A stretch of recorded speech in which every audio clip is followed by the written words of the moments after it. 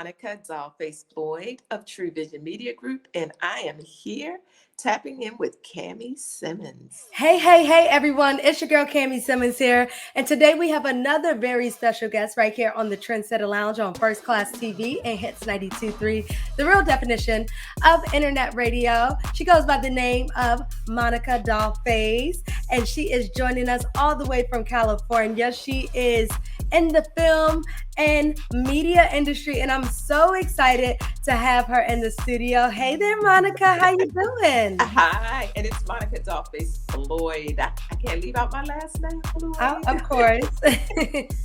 How you doing? I'm amazing, and you? Good. I'm so excited to have you be a part of the Trensetta Lounge, get to know your story, get to know about your new film that's coming out actually today, Thursday, April 6th, and just learning a little bit more about that.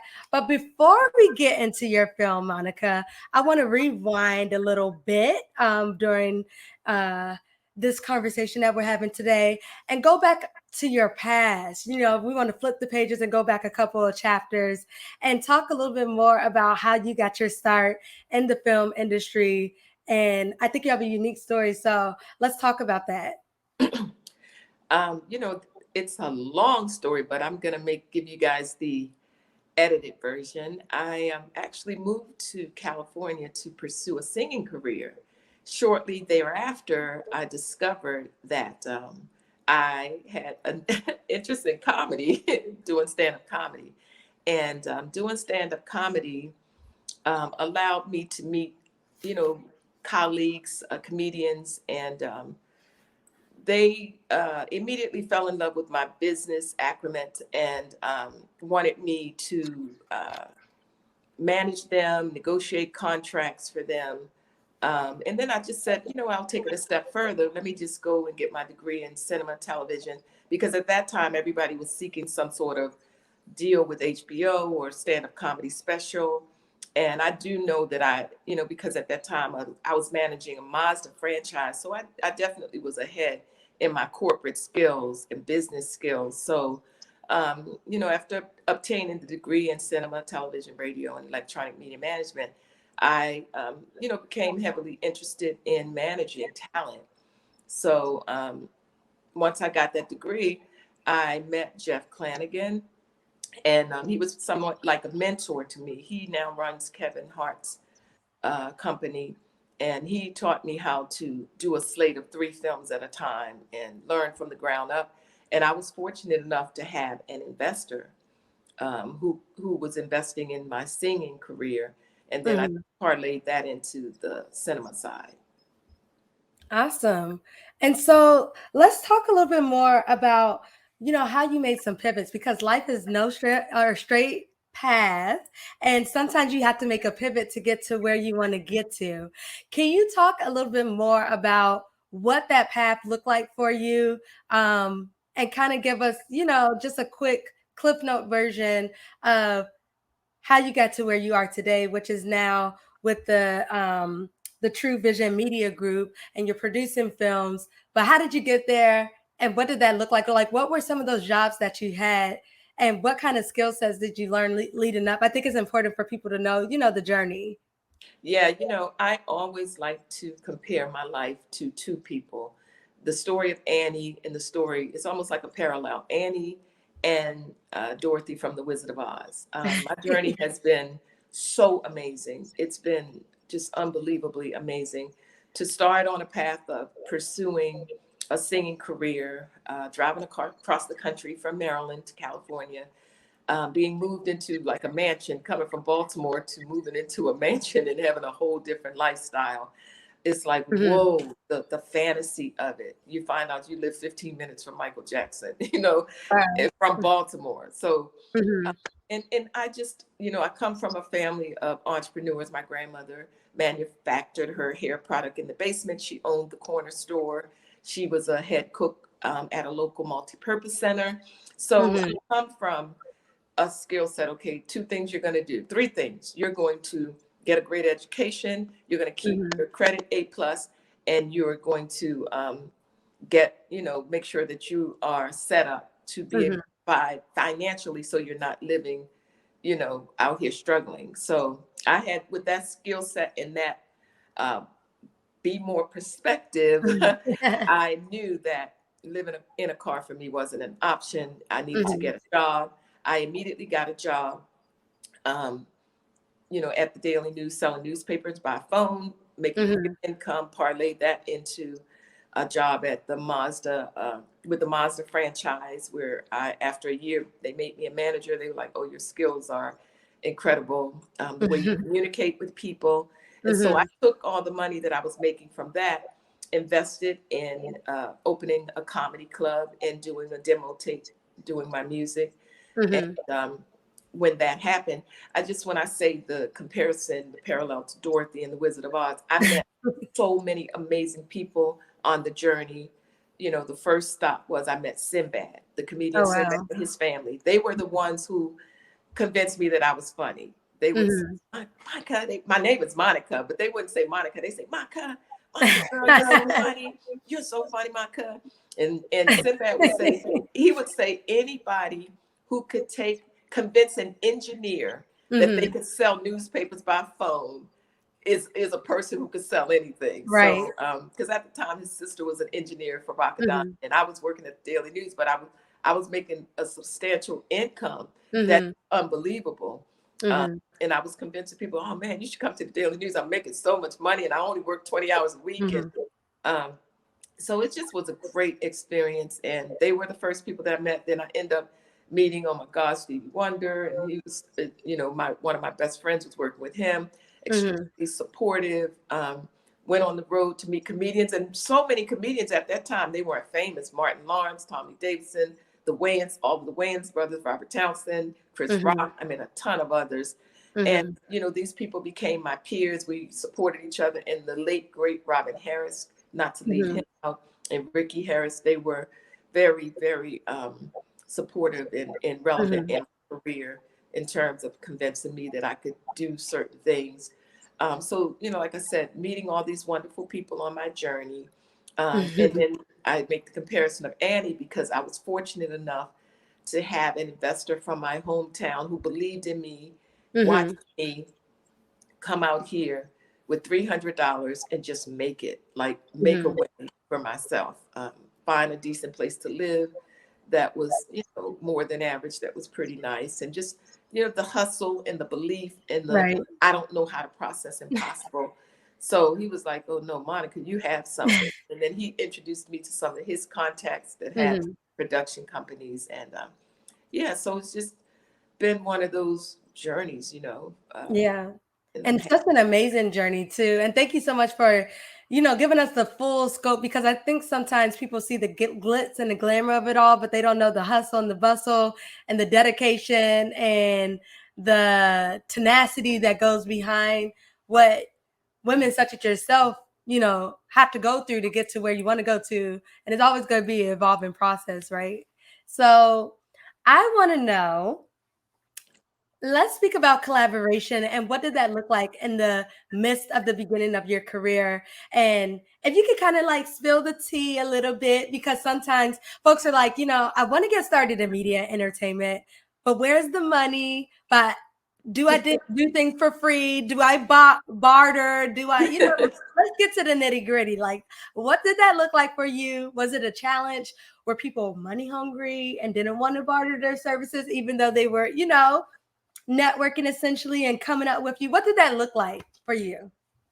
All of that, everything that you said, the bartering to getting financial backing to my hustle is unmatched. I will challenge anybody when it comes to the hustle. I can make a business almost out of anything that's legal, and I'm going to survive. Like I said, I don't know how to process impossible. I'm going to jump in that ocean and figure it out. Once I get in there, I'm going to swim like crazy and make it to the shore. I had a lot of great relationships. People saw that, I was alone a lot. I would travel.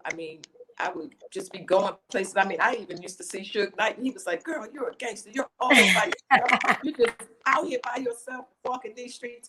And I always say, no, I'm not really by myself. God put angels on my shoulders. And, I would drive to Vegas by myself. I would drive to, from from the valley. I would drive all the way to Long Beach and to Riverside and places far away. Never had anything go wrong. No abuse, no harm come to me. God just always had his hands on me. And I always tell people I was raised with a lot of love. So that love just overflowed. And I feel obligated to pay it forward. I say love abuse. I grew up with love abuse. It's so much I love fun, love, spiritual foundation. it. And I know how to barter because, like I said, from my grandmother, sales is just in my blood. And, Yeah. I'd like to give, a lot. I'm very generous in terms of giving and genuine with people. I always feel like you can't be blessed unless you bless other people. And I just believe in that. It's just been a wonderful journey, but a journey of a lot of work. People will look at me and say, oh, she's doing all these things. When I leave this earth, it owes me nothing. I have done singing. I have records with Snoop Dogg, E40, Baby Bash. Miguel has written records for me. During the pandemic, I got to pitch shows to all the major networks. I mean, I have an iconic celebrity working alongside of me. Just been fortunate to build amazing relationships. And I think you get these relationships from just doing the work, being authentic, keeping integrity, people will respect. And a lot of times I stay focused on what I'm doing. So the things on the side, I really don't. When people say, oh, do people say you're married, your kids, you're a woman, you're not supposed to pursue at a certain age, you're not supposed to pursue certain things. And I always say, I'm not familiar with that, because I think I stay focused on what I'm doing, the business at hand. Everything to me is fun. I make it fun. I always, find the light and find the bright side of what I'm doing. I love that.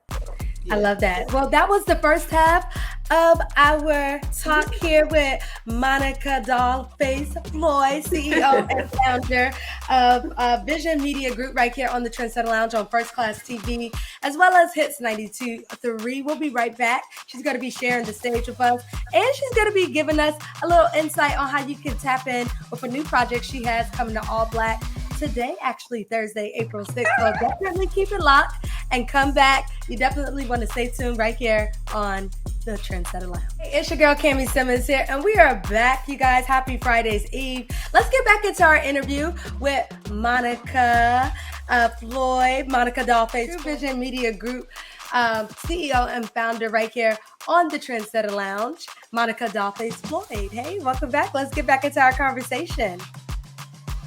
So I want to talk a little bit more about, when do you know it was your time to get in film? Did you always know that this was going to be a part of your life?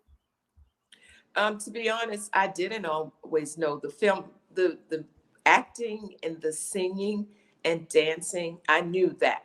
I was born to do those things. The film wasn't a part of my vision, from the beginning. But I think, like I said, being on the journey, you discover what you're good at. People will let you know what you're good at. You know what feels good to you. And the film is something that was a blessing from God, because all of it ties together. The acting, the music, all of that can be used in filmmaking. And I've been doing that. Yeah. Also, just being a Black woman in film, do you think that education is necessary, or even for those who may not identify as Black and women, do you think that they can learn it on the go? What are your thoughts on that? What was the question at the top? You said, do I think what is necessary? Do you think education is necessary to pursue film and media? I don't think it's necessary.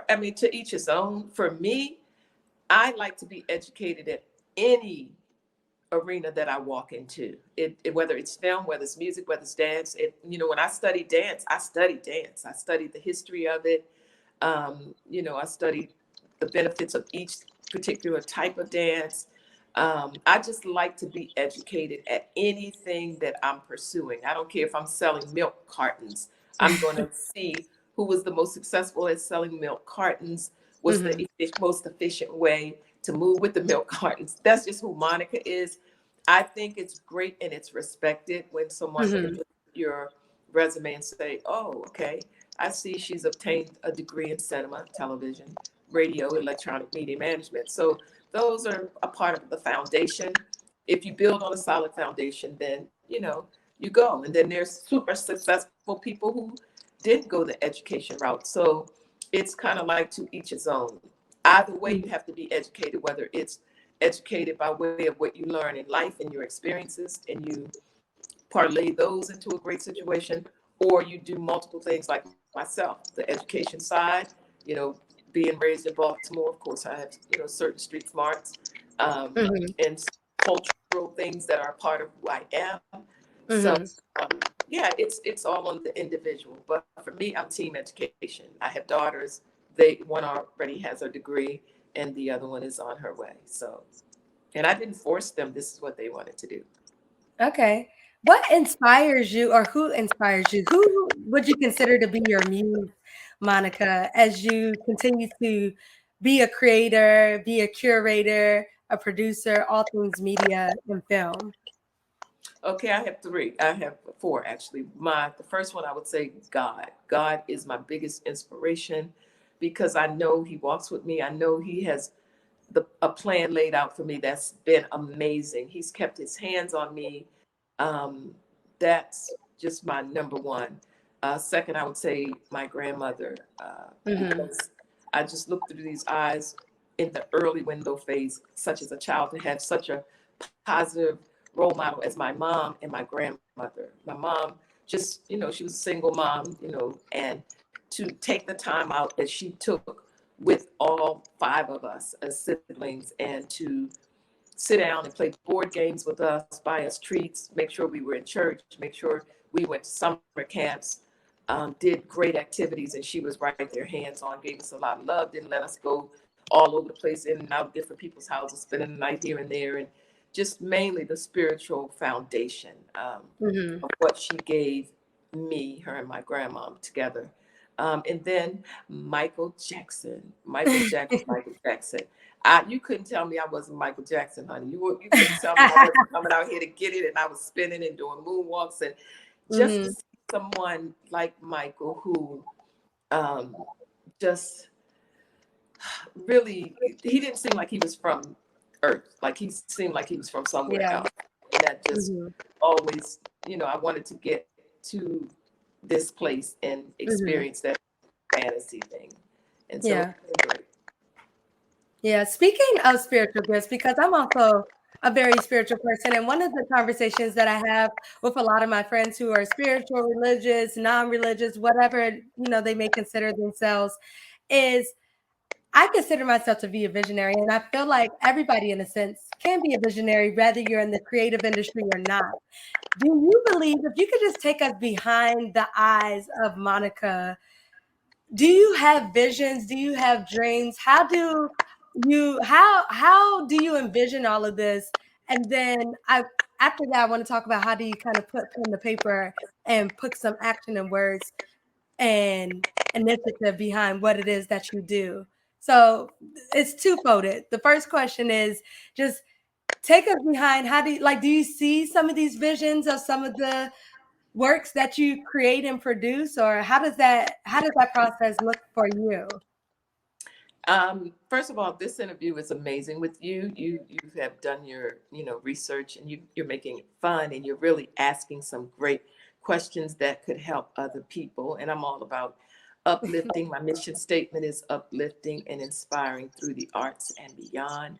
Um, I definitely have visions since I was two. I knew that I would come to California. I knew I would, come and be a part of this Hollywood thing, be a part and not necessarily be a part because I'm in Hollywood, but I still feel like I'm over on the side doing my own little thing, making my own rules, moving to my own, marching to the beat of my own drum. I've always been an individual, could care less about what somebody thinks. I was doing Mhm. pop songs and music, in my late 30s.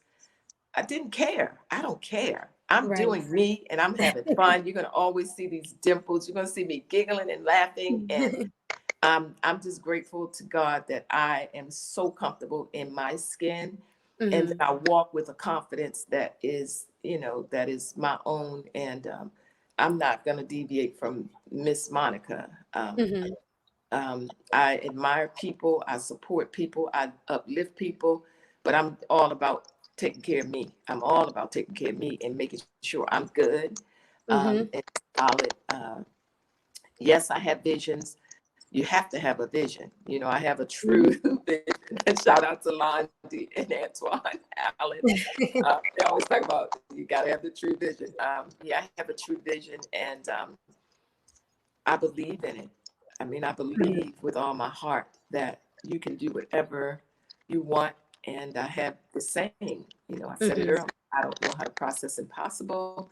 Set no limits upon yourself, and no limits shall be set upon you.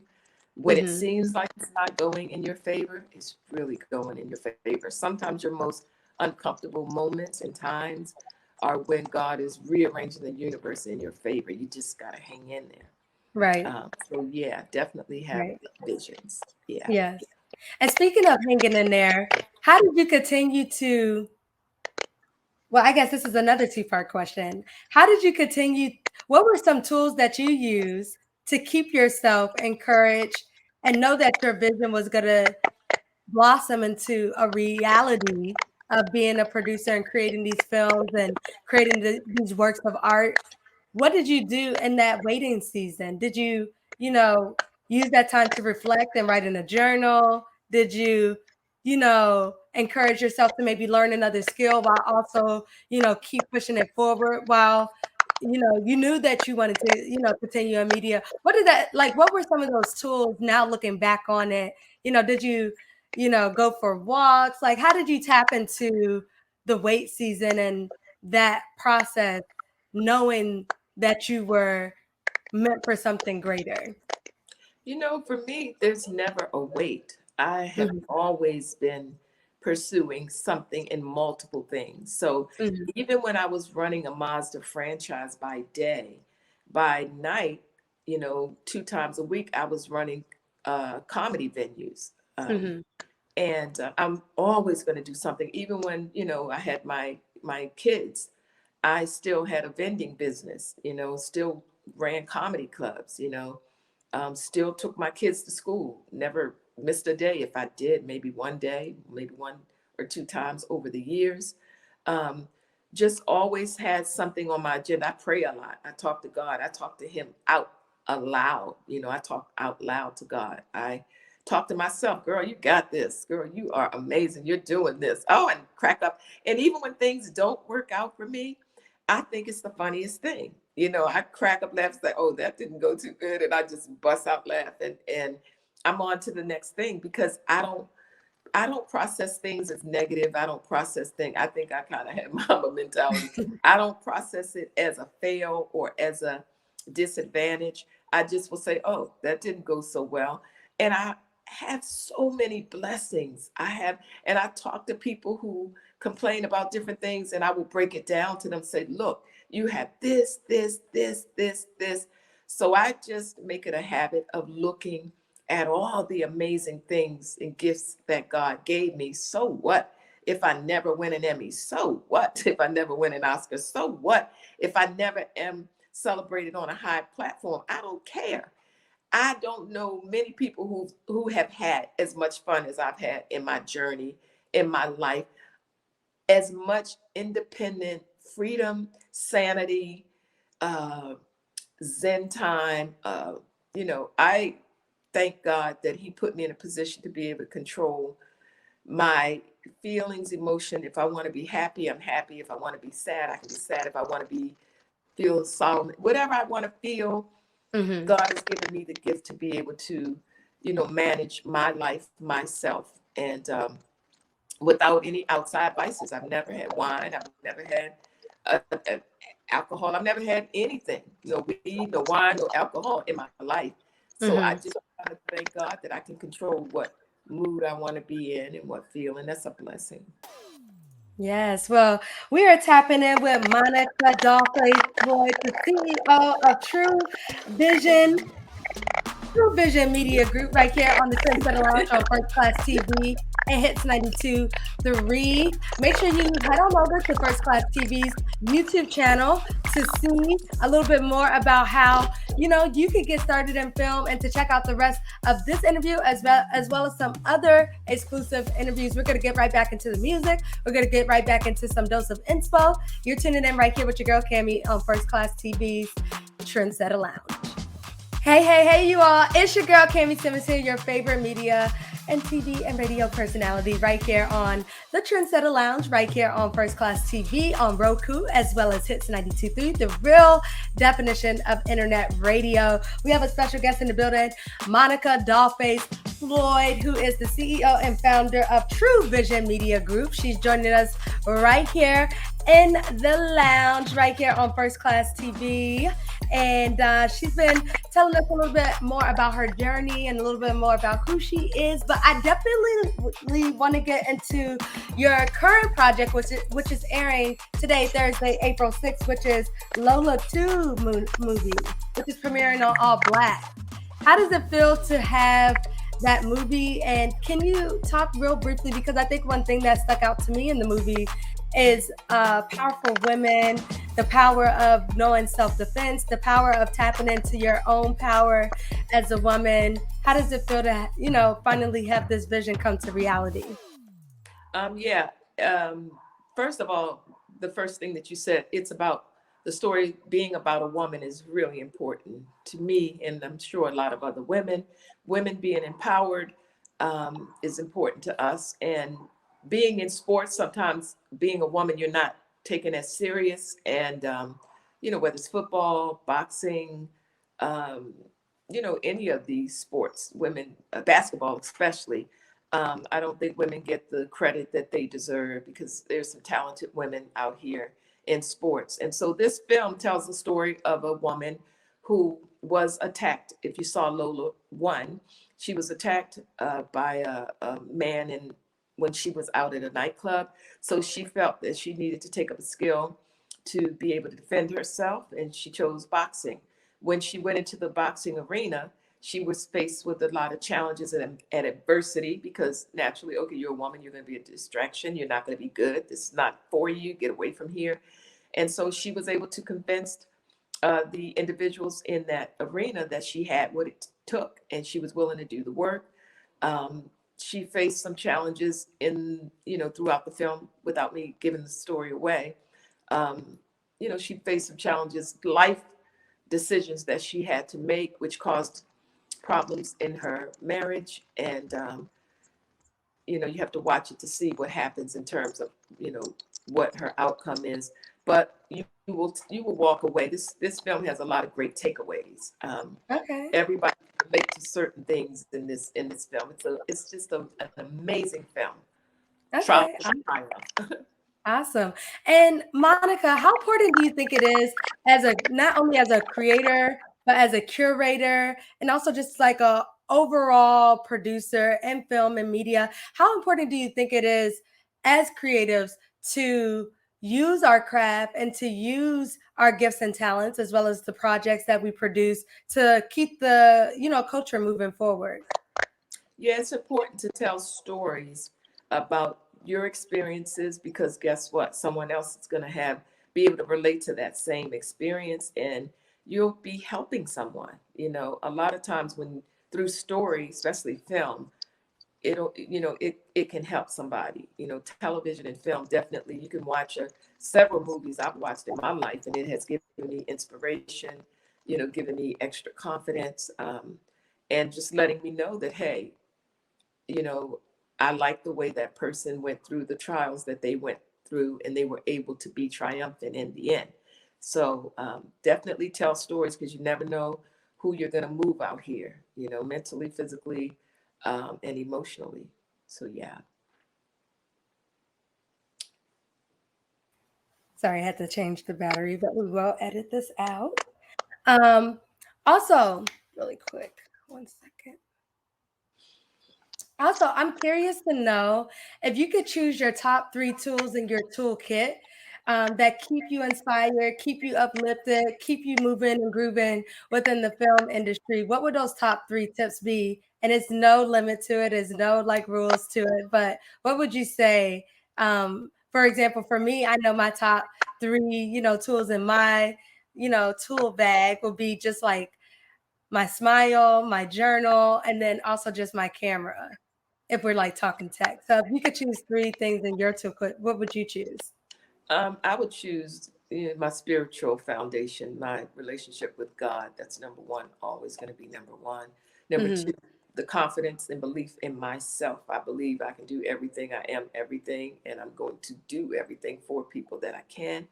And number three is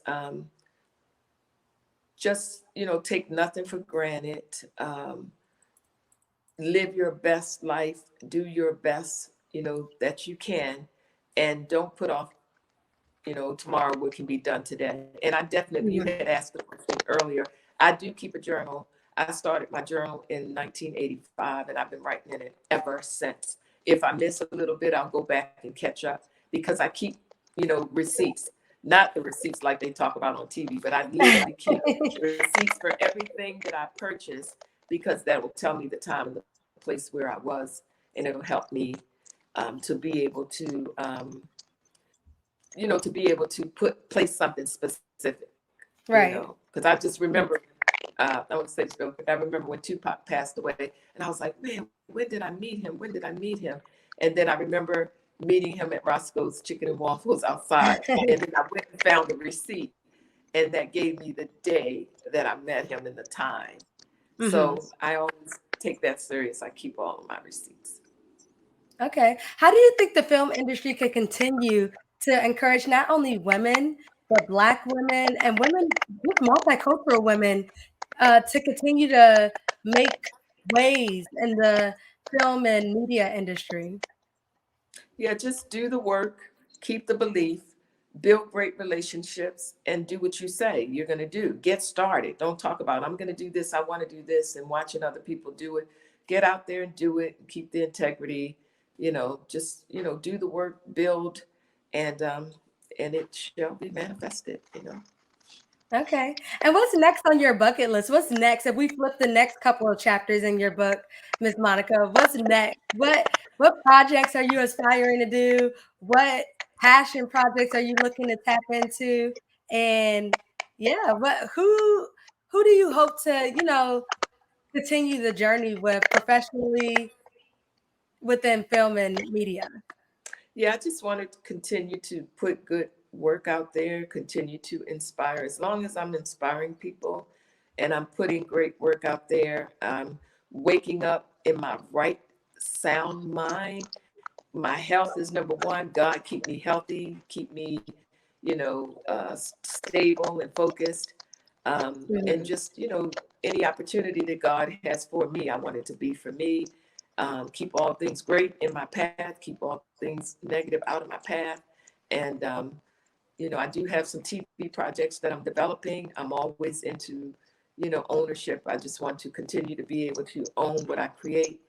And Mhm. I don't care big or small, I'm doing me, That's what I'm so saying. just allow me to continue to do me on my own terms.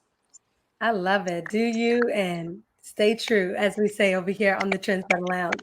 And then, really quick, what would you say to that 20-year-old something, that 30-year-old something, that 40-year-old something?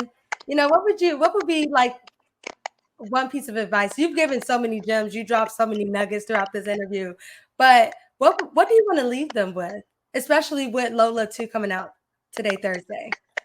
Um, to the women, I'll speak first. Just always keep that confidence. Don't seek validation. Just know you are you. That's one thing. Do not ever seek validation from anybody because if you do that, they own you. They Hmm. own you. So know you walk in that love and light, walk with the confidence and enjoy, have fun in anything that you do. Because if you have fun in it, the result is just going to happen. Do the work and have fun and Hmm. walk with confidence and don't do wrong to people. Just try to keep your integrity, even though sometimes they're going to do wrong to you and you just have to Right. defend yourself. Men, just stay being men and, Mhm. you know, being positive, being supportive, being great leaders. And they're great leaders as women as well. But I Mhm. like to have the men be the leaders and stay solid. And that's it. Just live and laugh and love. Live, laugh, and love, honey. That's all of it. All three L's. Live, laugh, and love. I love it. Well, thank you so much for joining us, Monica, Dollphace, Floyd, CEO and founder of True Vision Media Group. It's been such a pleasure having you, sit down with us and check in with us over here on the Trensetta Lounge. And where can folks tap in with you to stay up to date with everything that you're continuing to do? Always, you know, you can always Google Monica Floyd because everything is right there. And, you know, True Vision Media Group, TrueVision Media Group. You can Google True Vision. And Dollphace Music. I would say my Instagram is number one. Okay. Dollphace, DOLL, like a doll, DOLL. PHACE. I spell face PHACE. And then music, Dollphace Music. Monica Yes. Floyd.